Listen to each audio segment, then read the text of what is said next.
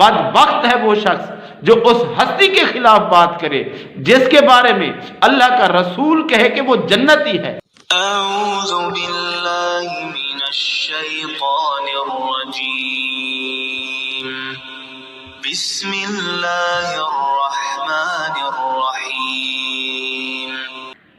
یاسین قادری جیسا کہ آپ جانتے ہیں کہ ایک رافضی ذہنیت کا آدمی ہے اور اپنے آپ کو اہل سنت کہلواتا ہے، حالانکہ اس کے نظریات اہل سنت کے نظریات نہیں ہیں، اس کے اندر رافضیت بھری ہوئی ہے، لیکن پھر بھی وہ اپنے آپ کو اہل سنت کہلوانے کی کوشش کرتا ہے۔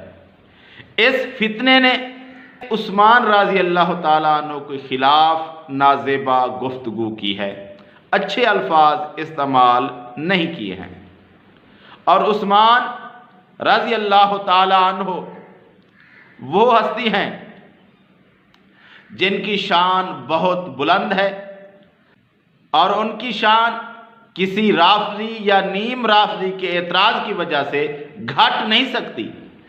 ان کی شان بہت بلند ہے، وہ عشرہ مبشرہ صحابہ میں سے ہیں۔ صحابہ کہتے ہیں کہ ہم نبی صلی اللہ علیہ وآلہ وسلم کے دور میں کہتے تھے کہ سب سے بڑھ کر صحابہ میں سے جس کی شان ہے وہ ابو بکر رضی اللہ تعالیٰ عنہ ہیں، پھر عمر رضی اللہ تعالیٰ عنہ ہیں، اور پھر عثمان رضی اللہ تعالیٰ عنہ ہیں۔ اس بات پر صحابہ کا اجماع تھا کہ عثمان رضی اللہ تعالیٰ عنہ صحابہ میں سے تیسرے نمبر پر ہیں، اور یہ یاسین قادری اعتراض اٹھاتا ہے جنگ احد کے حوالے سے۔ بھی جنگ احد کیسا مارکا تھا؟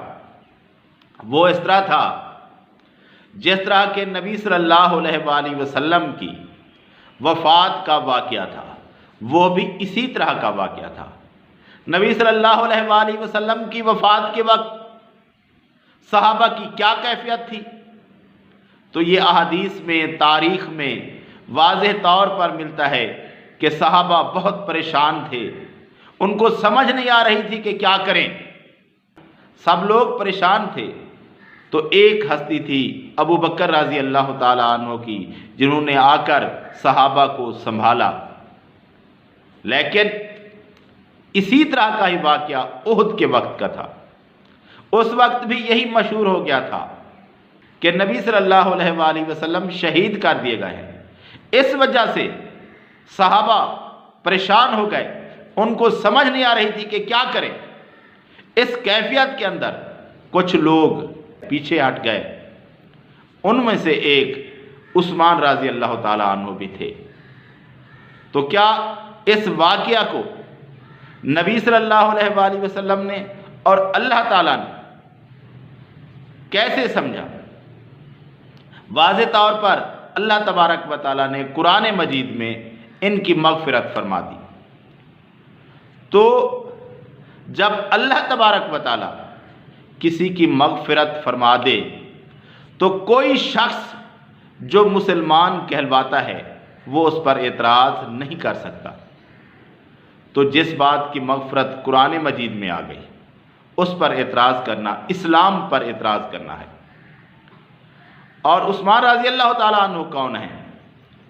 جنہوں نے 2 ہجرتیں کی، مدینہ کی طرف ہجرت کی، اس سے پہلے حبشہ کی طرف ہجرت کی، اور اس کے علاوہ نبی صلی اللہ علیہ وآلہ وسلم نے پہلے اپنی بیٹی رقیہ رضی اللہ تعالی عنہ کا نکاح عثمان رضی اللہ تعالی عنہ کے ساتھ کیا، اور پھر ام کلثوم رضی اللہ تعالی عنہ کے ساتھ۔ یہ احد سے اگر نبی صلی اللہ علیہ وآلہ وسلم ناراض تھے، ان کے ایمان میں کوئی کمی آ گئی تھی، تو اپنی دوسری بیٹی کا نکاح کیوں عثمان کے ساتھ کیا؟ اور عثمان رضی اللہ تعالیٰ عنہ کو نبی صلی اللہ علیہ وآلہ وسلم نے اپنا سفیر بنا کر مکہ والوں کے پاس بھیجا۔ اگر عثمان رضی اللہ تعالیٰ عنہ صاحب ایمان نہیں تھے، ان کے ایمان میں کسی قسم کی کمزوری تھی، تو نبی صلی اللہ علیہ وآلہ وسلم نے ان پر کیسے اعتماد کر لیا؟ یعنی وہ ایسی ہستی تھی کہ جن پر نبی صلی اللہ علیہ وآلہ وسلم اعتماد کرتے تھے، بلکہ اللہ کے رسول صلی اللہ علیہ وآلہ وسلم نے ایک عثمان کی خاطر رضی اللہ تعالیٰ عنہ 1400 صحابہ کو قربان کرنے کے لیے تیار ہو گئے۔ بیعت رضوان اسی وجہ سے لی گئی نا، عثمان رضی اللہ تعالیٰ عنہ کی وجہ سے، اور جن کی وجہ سے اللہ کا رسول 1400 صحابہ کو قربان کرنے کے لیے تیار ہو جائے، ان سے بیعت لے عثمان کی شہادت کا بدلہ لینے کے لیے اور اپنی شہادت کے لیے۔ اس عثمان کی شان نہیں تھی، اور جس عثمان کی وجہ سے جو بیعت ہوئی، ان بیعت والوں کو اللہ تبارک و تعالیٰ نے معاف کر دیا، سب کو، سب پر اپنی رضا ظاہر کر دی، سب وہ جنتی ہو گئے۔ تو جس کی وجہ سے ہوئے اس کی کوئی شان نہیں۔ اور بھی بہت ساری فضیلتیں عثمان رضی اللہ تعالیٰ عنہ کی ہیں، اور ایک غزوہ تبوک کے موقع پر عثمان رضی اللہ تعالیٰ عنہ اپنا مال لے کر اللہ کے رسول کے پاس ہے صلی اللہ علیہ وآلہ وسلم، جو منافقین کو غزوہ میں لے کر نہیں جانا چاہتے تھے، اور عثمان رضی اللہ تعالیٰ عنہ کا مال قبول کیا۔ عثمان رضی اللہ تعالیٰ عنہ کے ایمان میں اگر نعوذ باللہ کوئی کمی تھی تو اللہ کے رسول صلی اللہ علیہ وآلہ وسلم نے ان سے مال کیوں قبول کیا؟ اللہ کے رسول صلی اللہ علیہ وآلہ وسلم نے تو مسجد گرا دی، جن کے ایمان میں نقص تھا ان کی وجہ سے جو انہوں نے مسجد بنائی تھی وہ گروا دی، اور عثمان سے مال لے رہے ہیں، اور عثمان رضی اللہ تعالیٰ عنہ کے مال کو اپنے ہاتھوں میں لے کر کہہ رہے ہیں کہ عثمان تم جنت میں ہو، اور جن کے بارے میں نبی صلی اللہ علیہ وآلہ وسلم فرما دیں کہ وہ جنتی ہیں۔ بدبخت ہے وہ شخص جو اس ہستی کے خلاف بات کرے جس کے بارے میں اللہ کا رسول کہے کہ وہ جنتی ہے، اور یہ بدبخت ان پر اعتراضات کرے۔ استغفر اللہ۔